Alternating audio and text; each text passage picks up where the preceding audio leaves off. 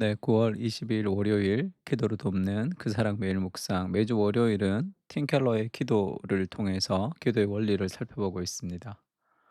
네, 수련회 잘 다녀와서 이제 첫 번째 월요일인데, 하나님의 해답인, 하나님의 대안인, 자신을 위해서, 그리고 우리 공동체를 통해서 이 어두운 시대에 하나님께서 빛을 비춰 주시기를, 그렇게 함께 좀 기도하는 시간이 되면 좋을 것 같습니다. 우리가 기도를 배우다 계속 진행하고 있는데, 칼뱅 기도의 원칙을 논하다, 그래서 이 기도의 룰에 대해서, 기도를 위한, 기도에 대한 그런 룰을 이제 배웠습니다. 뭐 경외심을 가지고 기도하고, 뭐 그렇게 칼뱅이 얘기했던 기도의 어떤 원리들을 이제 에, 그래 어 배웠습니다. 뭐 담대하게 구하면서도 뭐 소망을 가져라, 뭐 이런 여러 가지 것들을 배웠는데, 오늘은 참된 기도는 은혜 속에서 이루어진다, 이런 제목인데, 그 원래는 The Rule Against Rules예요. 그러니까 지금까지 말했던 기도의 원칙이 rules라면 against rule이죠. 그러니까 지금까지 이렇게 기도해라, 이렇게 기도하라는 모든 칼뱅의 기도의 원칙을 뒤집어 버리는, 그것을 파기하는 것 같은 그런 하나의 룰이 있습니다. 그것을 이제 마지막에 기도의 원칙이라고 얘기하는데, 칼빈의 가르침대로 어떤 원리를 잘 따르면 자동적으로 응답받는 것이 아니죠. 그래서 the rule against the rules예요. 그걸 다 이때까지 했던 얘기를 다 무시하는, 그리고 다 파기해 버리는, 반대하는 그런 룰이 하나 있다는 거죠. 그게 뭐냐면, 어떤 말과 행동으로도 우리가 하나님께 나아갈 기도할 수 있는 자격을 얻을 수가 없죠. 오직 은혜로만 가능하다. 이게 the rule against rules예요.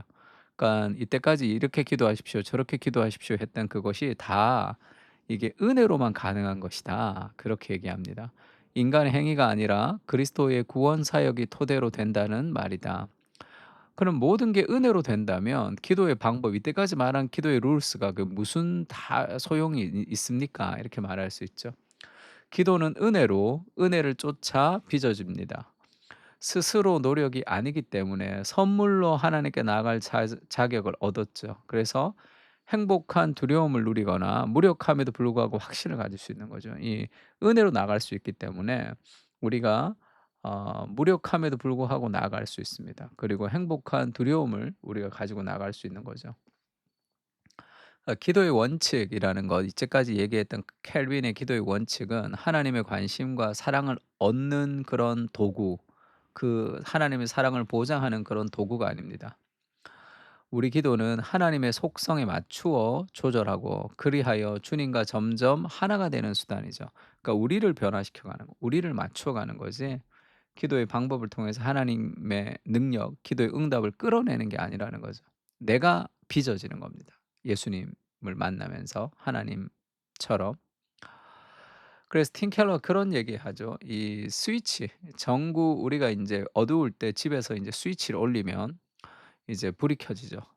그때 '스위치가 전구에 에너지를 공급한 것인가?' 이렇게 묻습니다.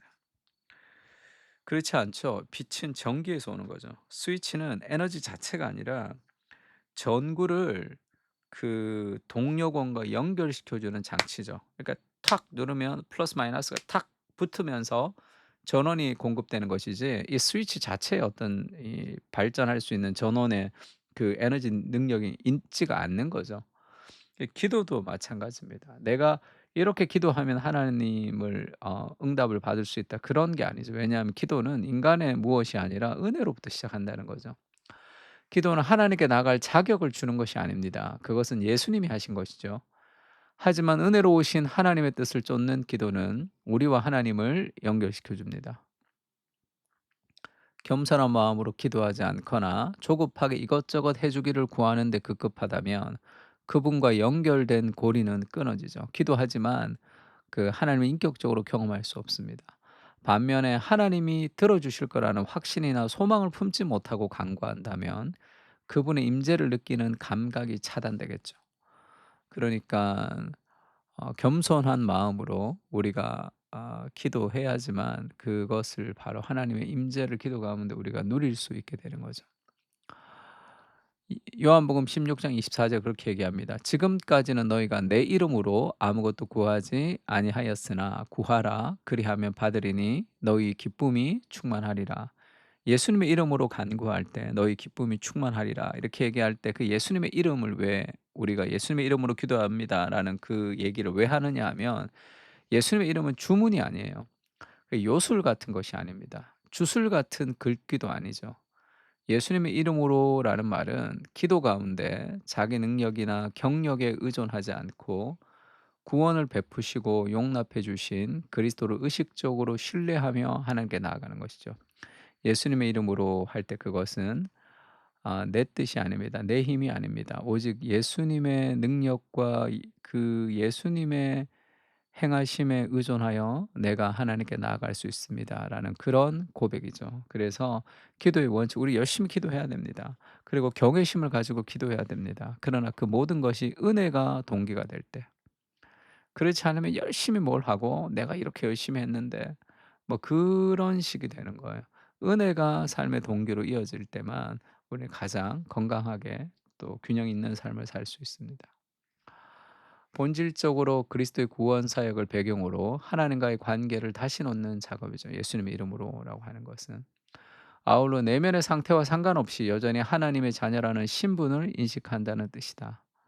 좋은 아버지라면 다 그러하듯 하나님 아버지 역시 자녀들의 행복을 위해 온 마음을 다하신다. 그 은혜를 누리면서 이제 기도해야 되는 거죠. 요한복음 16장 20절부터 27절까지 말씀입니다. 이 말씀에는 그 하나님의 마음이 좀 잘 느껴지는 구절들이 많이 있습니다. 그래서 오늘은 요한복음 16장 20절에서 27절 묵상하면서 내 힘으로 내가 열심히 기도해서 어떤 능력을 가지고 오는 것, 배터리를 충전하듯이 성령 충만으로 내가 이렇게 배터리 충만해서 그다음에 막 충전해서 살아가는 그런 것이 아니라 내가 예수님에게 그렇게 빚어져 가는 거죠. 큰 바람과 지진에도 예수님이 하나님이 계시지 아니하시더니 젠틀 위스퍼 아주 세밀한 음성으로 하나님이 우리를 찾아오시는 그 사랑을 깊이 경험할 때 또 우리가 온전히 하나님께 삶을 드릴 수 있습니다. 그래서 기도의 모든 원칙들이 있지만 결국 가장 중요한 것은 은혜다라는 것을 기억하면서 하나님께 나가야 되는 거죠. 우리 요한복음 16 장을 좀 묵상하면서 오늘 같이 기도했으면 좋겠습니다. 다 같이 기도하겠습니다.